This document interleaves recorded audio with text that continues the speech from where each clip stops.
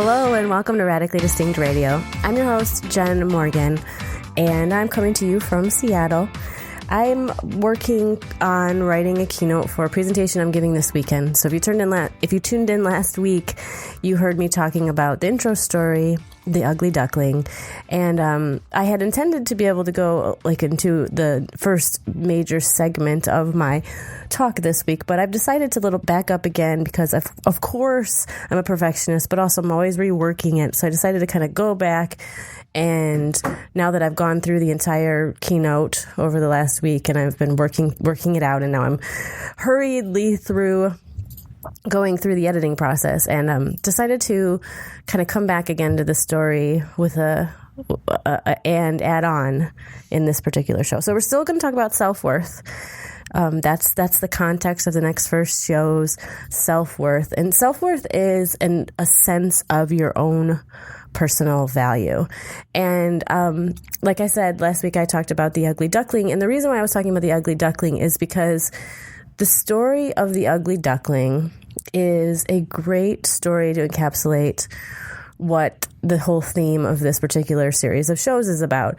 Most people, the story, if you don't know, the story of the ugly duckling, really simply, is that a little duckling is born into a family of ducks, or a little bird is born into a family of ducks, and grows up looking differently than the other ducklings, and doesn't quite fit in, tries to fit in, doesn't quite fit in, is called ugly his whole life, and eventually runs away from home and tries to fit into different communities. And never really quite does until he grows of age and becomes a swan, and then he's beautiful and he's accepted.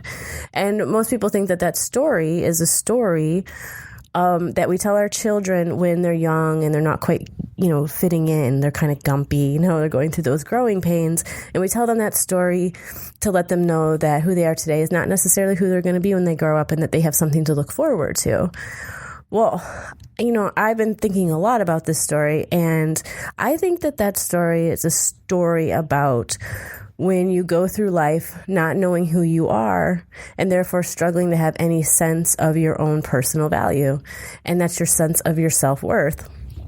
You end up either stuck trying to hide your uniqueness by mimicking the behaviors of other people around you so that you can fit in, or you let yourself be different and then pretend that the ridicule and rejection doesn't hurt by putting on a fake smile or persona. Until finally, you find yourself isolated from others, not engaged in your community, and not sharing your gifts, talents, and abilities with the world. Marketing people will tell you that different is good. You have to be different if you want to stand out from the crowd. But being different isn't enough. The ugly duckling was different, and he was ridiculed for it because no one understood his differences. And no one understood his differences because he didn't understand them himself. So being different isn't enough. You have to be radically distinct, which means to understand how your differences are uniquely valuable to yourself and to others. Being different is not enough. You have to be radically distinct. Only then will you have the courage to spread your wings and fly as you were really meant to. So that's kind of that's the story, that's the theme of the talk. And I put together this chart to help you get some idea or some context, or wrap your brain around this idea of self-worth and how it actually affects your ability to show up in the world. And because this is a radio show and you can't see the chart that I put together, what I want you to do is I want you to take out a sheet of paper, and on that sheet of paper, I want you to draw a line straight down the middle, I want you to make a big graph. So you have your vertical line that goes straight down the center vertically, and then across the middle. So you have a vertical line and a horizontal line. On the very top of the vertical line, I want you to put the words high self-efficacy. Now, self-efficacy is your power to produce results. And at the very bottom of that line, I want you to put low self-efficacy. So when you're up at the top, you have high ability to produce the results you intend. And at the bottom, you have an inability or a low ability to do such a thing. Now, on the other side, on the left side of your chart, on the horizontal line, I want you to put low self-worth. And self-worth is a sense of your own personal value. And on the right, I want you to put high self-worth. So you should have this, what would we call this? It's not an X, it's a graph. So you have a horizontal line and a vertical line. And those are then in the right, upper right, this is hard to do. In the upper right corner, I want you to put the words radically distinct. Now, radically distinct encompasses the authentic expression of who you truly are. Okay? So that's the right upper corner. So you have high self-efficacy and high sense of your own personal value. Over in the upper left corner, I want you to put monkey see, monkey do. That monkey see, monkey do, what that means is that you learn the process without understanding why it works. So it's like you mimic a behavior of another person, but because you're not knowing why they're doing that particular behavior, you don't really know how to, change it or use it most effectively. So you end up having to kind of play catch up a lot, right? So it's like a copycat behavior. Okay, so top right corner, we have radically distinct. Top left corner, we have monkey see, monkey do. Bottom left corner, I want you to write the word. Actually, I want you to write 3 words in a cascading way.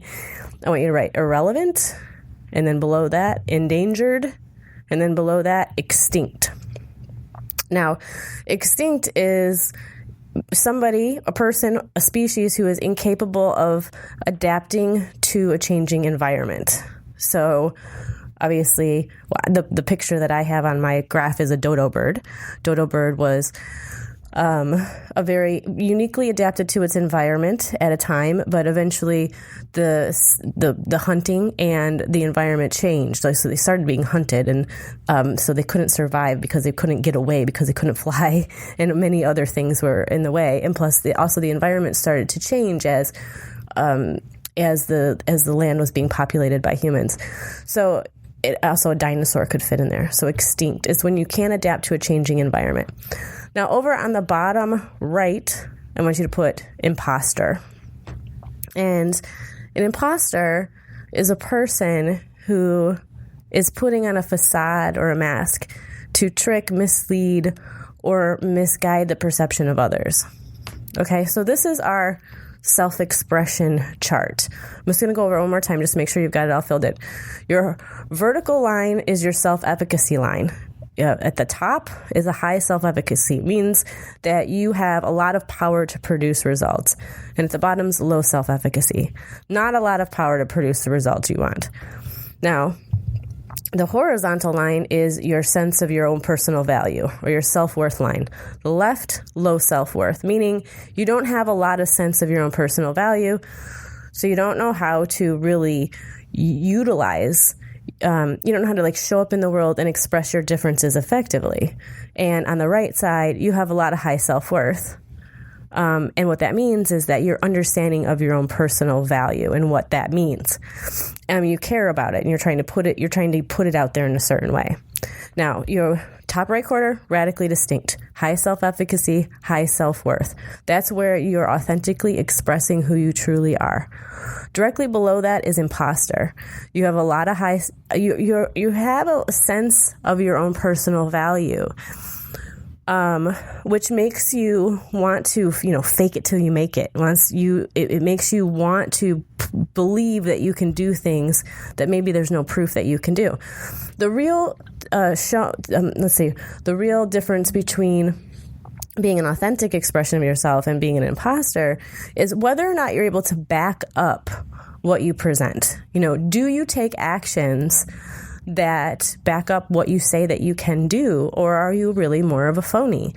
And that's why the imposter is on the low self-efficacy side, because in the end of the day, you can promise people a whole bunch of things, but if you can't deliver results, or if you can't get people to continually support you as you move step by step through something, then you're going to have a really hard time producing results. So the other problem is when you're faking it till you make it, is that you have to disassociate with the way that you feel in order to fake it, right? So what does that mean? It means that you're not connected to your emotions. And if you aren't connected to your emotions, then it's going to be very hard to empathize with other people. And if you can't empathize with other people, it's going to be really hard to relate. And if you can't relate, then it's going to be very hard to connect. And if you can't connect, then nobody is going to really believe you. They're not going to really, like, you might look the part and sound the part, but people aren't going to take actions on your behalf because something is off. Okay? So that's an imposter. Now, moving over, bottom left corner, extinct. Now, the reason why I wanted you to do the cascading, irrelevant, endangered, extinct is because, excuse my cough.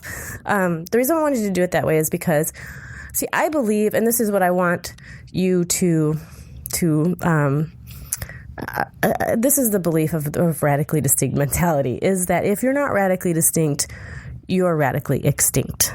And the reason why I want you to instill that belief upon you is because I think it's very important that we think about ourselves as always changing and always evolving and always having to adapt to our environment, instead of it being something that we do every once in a while. Because otherwise, what ends up happening is something works, and then something works, and then we just want to keep doing that one thing that works.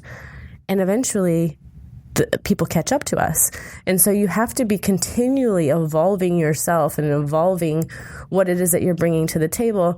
And another way to look at that is constantly editing what really matters to you, so that you can consistently move, take actions and set priorities that take you where you want to go. As soon as you lose that drive, that desire to edit, that desire to innovate, that desire to make sure that you're continually evolving with your environment, then you basically move from relevancy to irrelevancy to being endangered, meaning, you have no idea where you're going to go next, right? Irrelevant, you have a chance of adjusting things to get back into the game, but you get into endangered and you're really having to rely on other people to help you out, right?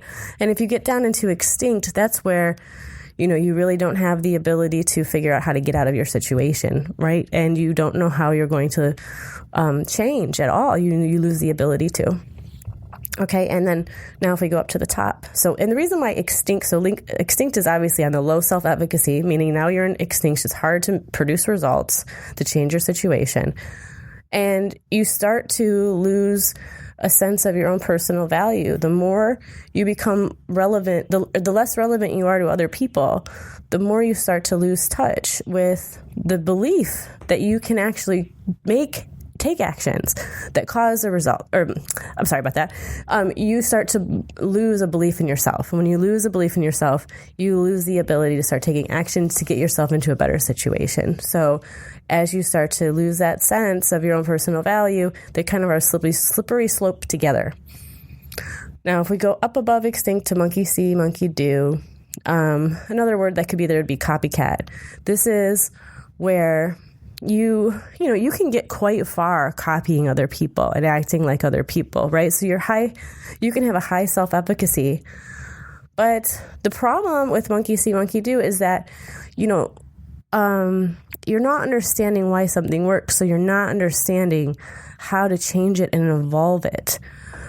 You're only copying what it looks like, what it appears to be the thing to do. So where are you coming from? How do you take it a step further? How do you really do anything? You end up finding yourself having to pay catch up to the people who are innovating and are moving forward. Okay, so all of these things, these four different concepts are aspects that we all experience. It's not like one day it's radically distinct, and then you never experience feeling like an imposter, and you never feel like you want to copy other people, and you never feel irrelevant. That's not true. I think the point is to have a context or a way of thinking about these things so that you can constantly, if you're a person, if you think about exercising, you are in shape because you're regularly exercising. You're doing sit-ups regularly. That's why you're strong. That's why you're healthy. That's why you're in shape. It's the same idea with expressing yourself effectively in the world. You need to be consistently thinking about it and editing and when you're, and mostly this is going to come up when you have decisions to make and You're trying to think about, how am I going to get this job? How am I going to get accepted into college? All of those things matter because you can write a resume just like everybody else, or you can do something that's radically distinct that really demonstrates who you are. So as you go through different stages of your life, you're going to want to really take a look at, how do I want to express myself, and how can I best express myself as radically distinct? Now, I'm going to, over the next couple weeks, go into a couple stories that demonstrate how showing you how people that have come to me who have worked with me have been in one of these 3 other categories, and how teaching them how to see themselves as radically distinct has helped them, helping them to see themselves as radically distinct. What that means is boosted their understanding of their own personal value. Like, I've moved it further. Like they let's say that they were at like a 5, and I maybe moved them to an 8, and how that moving them to an 8, 9, or a 10 allowed them, or how it also had the ripple effect of being able to increase their ability to produce results. So I have a few different stories that I'm going to go over the next 3 or so weeks, and I'm going to refer back to this chart. And I hope actually next week that I'm going to have the ability to get you this chart. It's going to be a fancy technology. You're never going to believe it's going to work so amazingly. So that's going to happen next week too. So I'm going to refer you back to the question that I asked you last week, because we're still on this question. And the question is, where have you in your life been an ugly duckling? Where have you felt like you weren't quite fitting in? Maybe you felt like you had to mimic other people in order to sort of fit in, or maybe you felt like you had to fake it until eventually people started to understand who you are. And in those areas, how would your life have been different if you had given yourself permission, if you had had the courage to really own those things about you that are different, and then had the vocabulary to communicate why your differences are valuable to this group of people? Okay, so I want you to be with that question over the next week, and we're going to keep diving deeper into it.